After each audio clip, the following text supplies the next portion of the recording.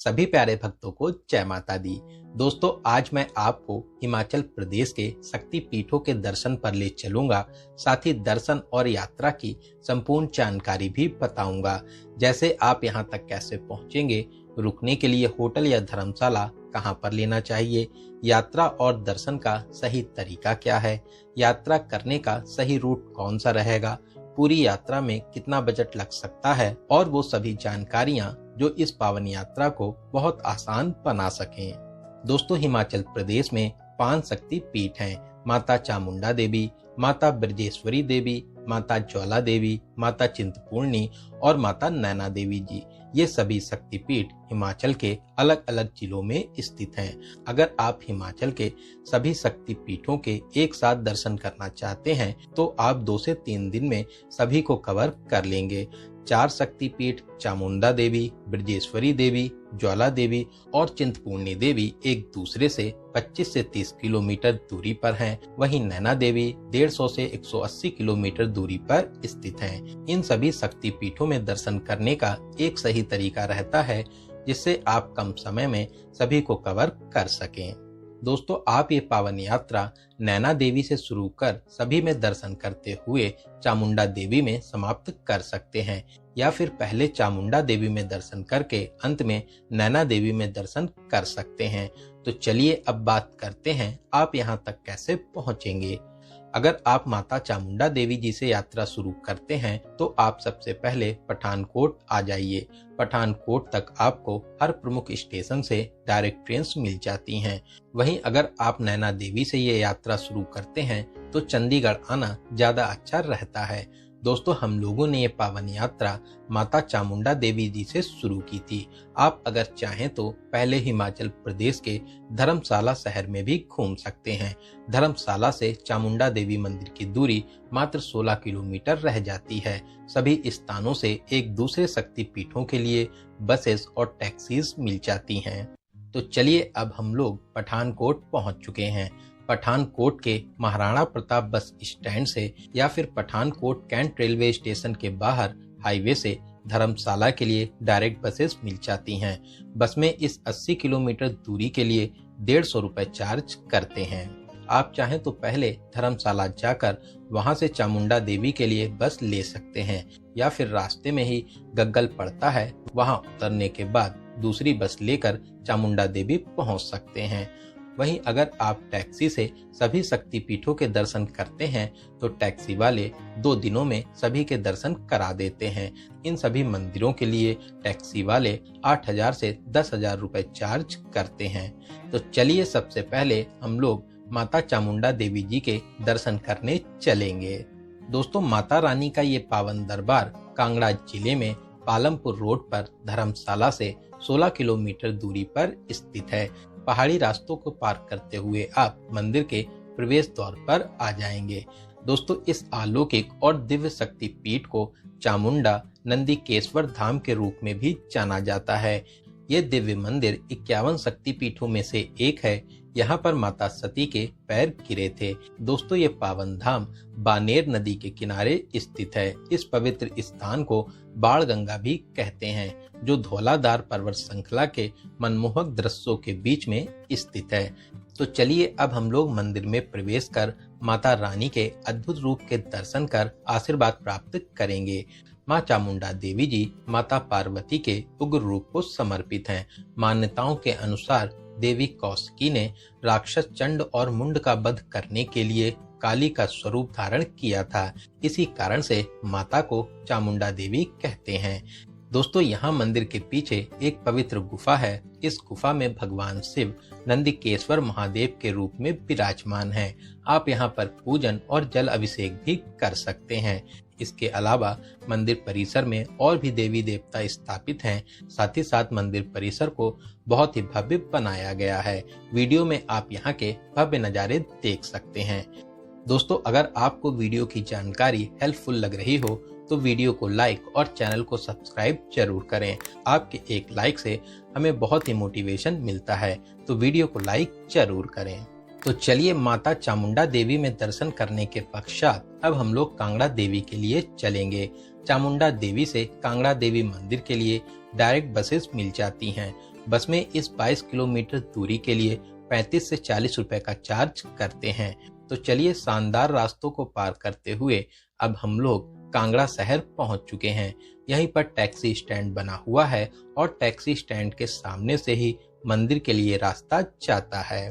दोस्तों, कांगड़ा देवी मंदिर, जिसे श्री ब्रजेश्वरी देवी मंदिर के नाम से भी जानते हैं, ये दिव्य मंदिर कांगड़ा जिले में स्थित है। पहले कांगड़ा का नाम नगरकोट हुआ करता था, इसीलिए माता रानी को नगरकोट वाली देवी भी कहते हैं और इस मंदिर को नगरकोट धाम कहा जाता है।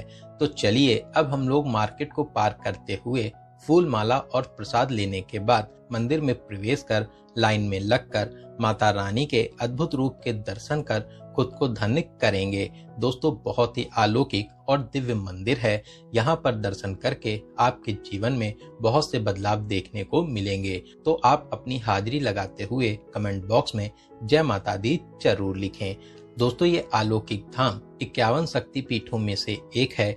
यहाँ पर माता सती का बायां बज अर्थात छाती का हिस्सा गिरा था। पौराणिक कथाओं के अनुसार इस मंदिर को पांडवों ने बनाया था, इसीलिए इसको भीमकोट भी कहा जाता है।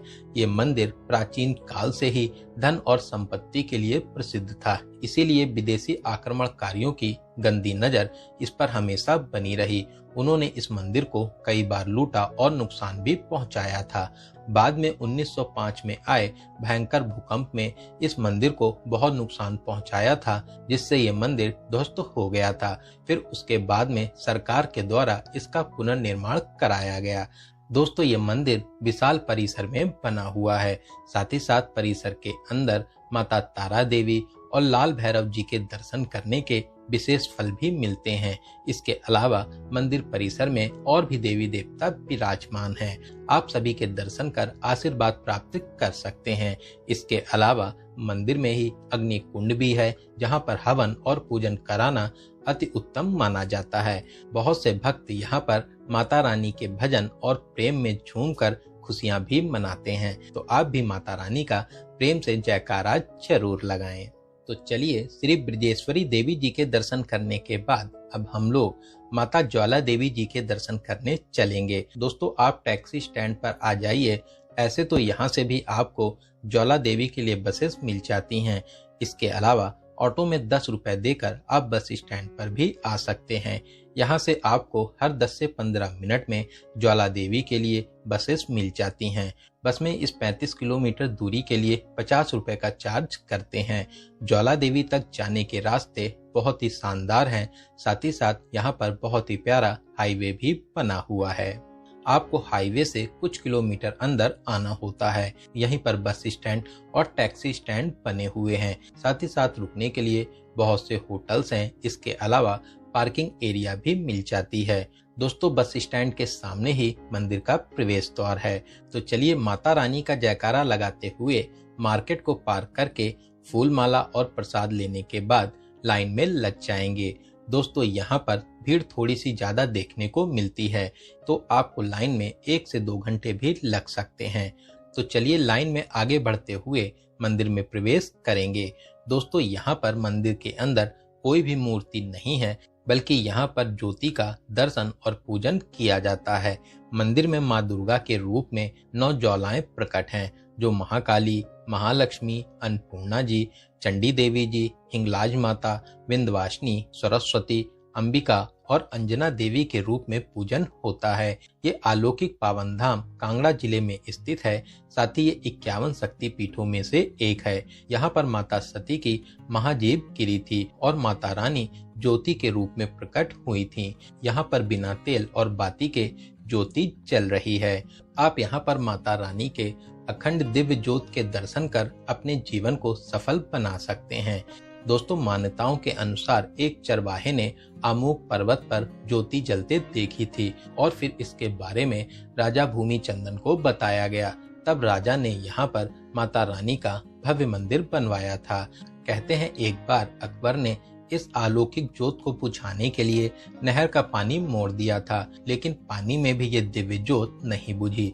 इसके अलावा एक बार अकबर ने लोहे की चादर से ज्योति को ढकने का प्रयास किया था, लेकिन वह इसमें भी असफल रहा था और फिर उसने माता रानी को सच्चा मानकर माता रानी को सोने का छत्र भी चढ़ाया था, लेकिन माता रानी ने उसे अस्वीकार कर दिया और वह दूसरी धातु में बदल गया। आप इसको मंदिर के पास बने दूसरे मंदिर में देख सकते हैं।